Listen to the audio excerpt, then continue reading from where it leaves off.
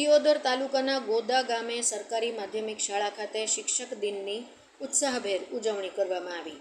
અમારી શાળા શ્રી સરકારી માધ્યમિક શાળા ગોદા ખાતે દર વર્ષની જેમ આ વર્ષે પણ વિદ્યાર્થીઓએ શિક્ષક દિનની ઉજવણીમાં ઉત્સાહભેર ભાગ લીધો.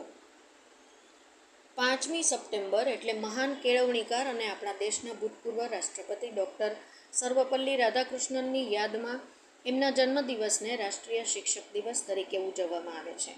આચાર્ય તરીકે દેસાઈ વિશ્વાબેનને રાખવામાં આવી હતી, જેમાં શ્રવણભાઈ ઠાકોર, તન્વીબેન દેસાઈ, અંજલિબેન ઠાકોર, ખુશીબેન દેસાઈ, જગદીશભાઈ ઠાકોર વગેરે એક દિવસ શિક્ષક બનીને શિક્ષક દિનની સાથે સાથે સહ અભ્યાસિક પ્રવૃત્તિઓમાં અગત્યનું સ્થાન આપી અનેક દિવસોની જેમ ઉજવવામાં આવ્યો હતો.